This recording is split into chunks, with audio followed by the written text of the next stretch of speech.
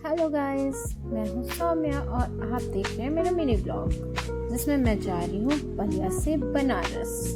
ठीक है, ये है मेरे पापा जी और ये है मेरी मम्मा।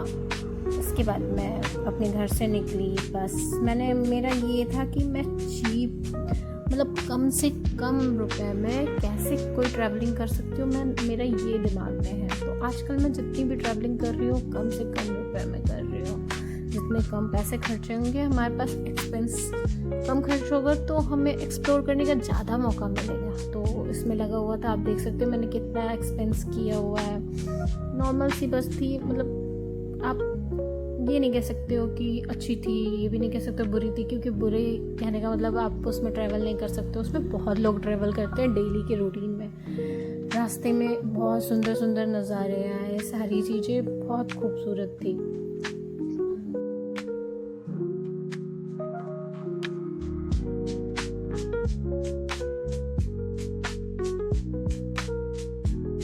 आपको एक नॉर्मल सा व्यू दे देती हूँ मेरे बस में क्या हालत थी। मतलब बहुत गर्मी थी और बहुत धूप थी और ऐसे लोग भरे हुए थे। मतलब 2 बजे के चले शाम के 6:20 हो चुके थे और हम रास्ते में ही थे, क्योंकि ये बस बहुत रुक के चल रही थी। यहाँ की मतलब सरकारी बस थी ये, लेकिन नज़ारे इतनी खूबसूरत थे कि मैं उसमें खोए जा रही थी। आप देख सकते हो क्या मौसम है यार, क्या मौसम है। और ये जो है, इस मंदिर में मैं गई थी, आपको वो ब्लॉग भी मैं दिखाऊंगी आगे कि कौन सा मंदिर है और क्या है, उसकी डिटेल्स भी दूंगी मैं। अगर आपको पता है तो आप नीचे कमेंट करके बताओ कि ये बनारस जाते वक्त ये कौन सा मंदिर पड़ता है। मुझे पता है यार, ज़्यादातर लोगों को ये पता होगा। आप सामने नज़ारे देखो कितने खूबसूरत हैं यार।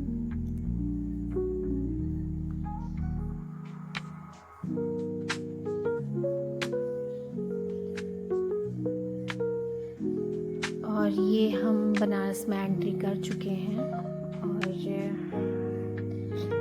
अभी आप देख सकते हो कि वहाँ का एक चौक है।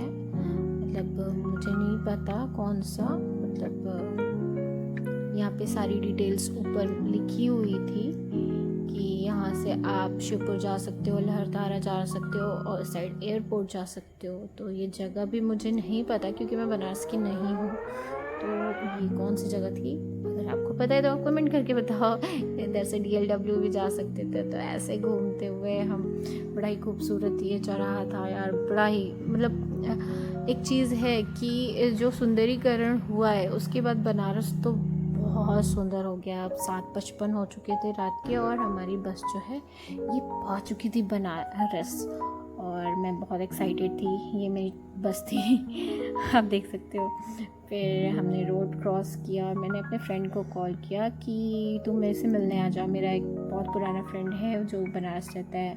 मैंने रोड क्रॉस करके यहाँ पे चाय पी जो कि बहुत ही टेस्टी थी। बनारस की चाय की बात ही अलग है। मैं यहाँ पे खड़ी थी, फिर मेरा फ्रेंड आया, उसके साथ मैं बाइक पे बैठी और होटल में अपना सारा सामान रखने के बाद मैं एक्सप्लोर करने निकल गई।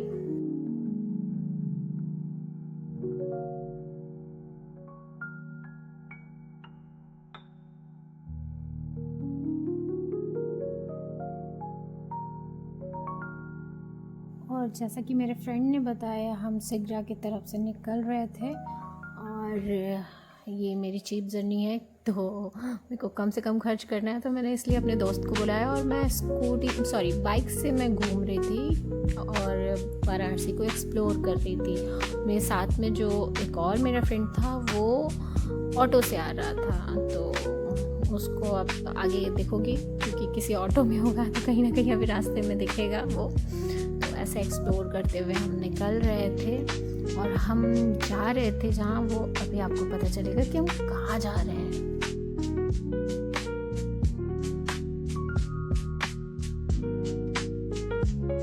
और ये रथ यात्रा रोड है। इस रोड का नाम रथ यात्रा इसलिए है क्योंकि यहाँ पे जगन्नाथ जी की रथ यात्रा निकलती है, इसलिए इस रोड का नाम रथ यात्रा ही है। बड़ा इंटरेस्टिंग सा है ना।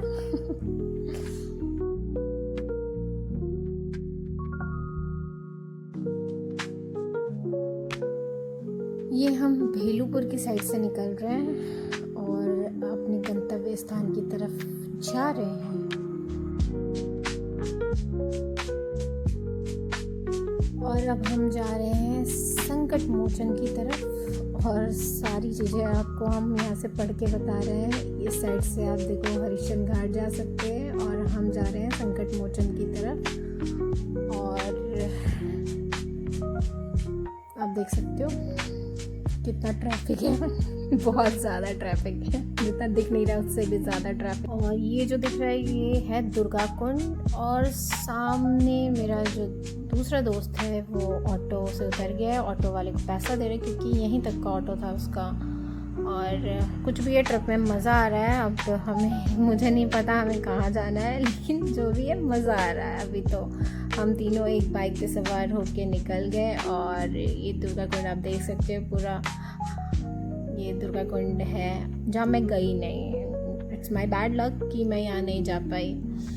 और फिर हम यहाँ से होते हुए निकल गए क्योंकि मुझे बनारस रात में भी एक्सप्लोर करना था, दिन में भी। तो मैं जैसे ही पहुंची मैंने वेट नहीं किया, बस सामान होटल में रखने के बाद मैं तुरंत निकल गई। और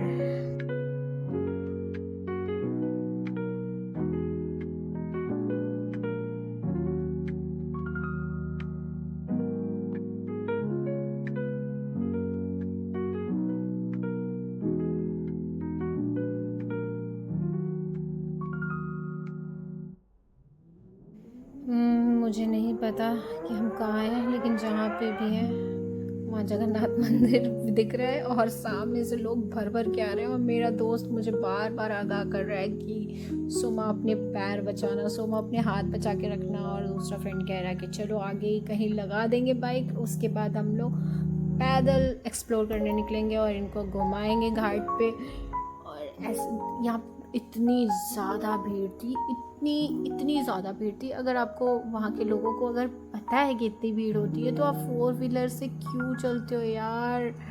वहाँ की नॉर्मल ई रिक्शा वगैरह सारे पब्लिक ट्रांसपोर्ट यूज़ करो यार।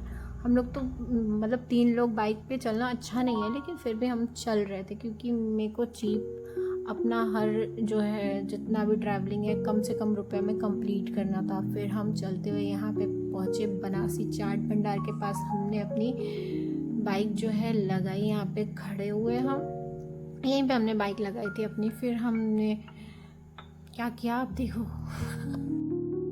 और फिर हमने बनारस के गोलगप्पे खाए जो कि सीरियसली बहुत टेस्टी थे। हमने करीबन 100-150 रुपए के गोलगप्पे खा लिए। उसके बाद जो है हम यहाँ अस्सी घाट पहुँचे और अस्सी घाट पहुँचने के बाद मैंने अपना फ़ोन अपने दोस्त को मैंने कहा यार मेरे भी कुछ वीडियोस आ जाए। और मैं उसको कह रही थी आइए आप आइए, और मैं आप सबको भी कह रही हूँ आइए मैं आपको अस्सी घाट दिखाती हूँ। फिर हम अस्सी घाट पहुँचे और वहाँ इतना अच्छा एनवायरनमेंट था, इतना अच्छा। मतलब रात के 9:30-10 बज रहे थे फिर भी इतने लोग और बड़ा अच्छा फील हो रहा था। शांति भी, लोग भी, और कुछ अलग सी कशिश थी वहाँ के मौसम में। आप आसमान को भी देख सकते हो। बोट्स खड़ी थी क्योंकि बोट्स इतनी लेट नहीं चलती हैं, शाम की आरती के बाद थोड़ी देर तक चलती हैं, उसके बाद नहीं चलती हैं। और ये मेरा पहला दिन था और मुझे एक्सप्लोर करना था, उसके हिसाब से मुझे बड़ा अच्छा लगा।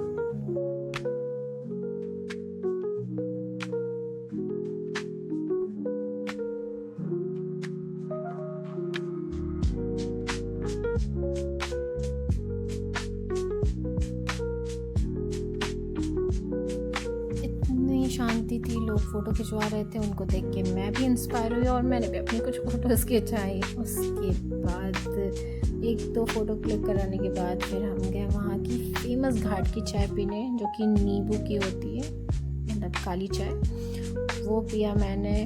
और उसके बाद मैंने कहा कि मुझे भूख लगी है, मेरे को मैगी भी ट्राई करनी है यहाँ की। और ये मैगी खाने के बाद सच कहूँ इस मैगी का रिव्यू मैं दे रही थी और अपने दोस्त को मैंने इसको खाने के बाद कहा छी, इससे गंदी मैगी मैंने लाइफ टाइम नहीं खाई है। मैगी खा तो के साथ चमत्कार कर दिया गया है, मैंने ये बोला और सारे हंसने लगे। फिर उसके बाद मैं घाट पे थोड़ी देर बिताने के बाद हम लोग निकले कि हमें खाना खाना था। तो मेरा दूसरा फ्रेंड जो है उसके नोन का कोई रेस्टोरेंट था, हम रेस्टोरेंट गए। रेस्टोरेंट से गंगा नदी इतनी पास में दिख रही थी और बड़ा ही प्यारा था रेस्टोरेंट जो भी था, ये बड़ा ही प्यारा था। फिर रेस्टोरेंट में खाना खाने के बाद हम निकल गए, क्योंकि मैंने होटल लिया था फिर मैंने कैंसिल कर दिया। फिर मैं डॉर्मेट्री की तरफ चली गई, क्योंकि मुझे वहाँ का इन्वायरमेंट नहीं अच्छा लग रहा था जहाँ पे होटल लिया था। फिर ये मेरे फ्रेंड का ही डॉर्मेट्री था, मतलब फ्रेंड ने ही बताया था, उनका डॉर्मेट्री था उनका। तो मैं वहाँ पे चली गई और उसके बाद आप भी यहाँ पे आओ तो यहाँ पे रह सकते हो, क्योंकि मुझे हर चीज़ें कम पैसे में कंप्लीट करनी थी। तो यहाँ पे बेड्स लगे होते हैं, बेड्स के ऊपर बेड्स होते हैं ऐसे करके, और मेरा बहुत अच्छा दिन गया और कम पैसे में, क्योंकि 500 रुपये में एक बेड मिल जाता है, सारी चीज़ें रहती, नहाने के लिए वॉशरूम वगैरह सारी चीज़ें साफ़ रहती, तो मेरे लिए अच्छा था ये। और यहाँ मेरा वीडियो समाप्त होता है। नेक्स्ट डे मैं गई विश्वनाथ मंदिर वगैरह, तो वो आप नेक्स्ट वीडियो में देख सकते हो।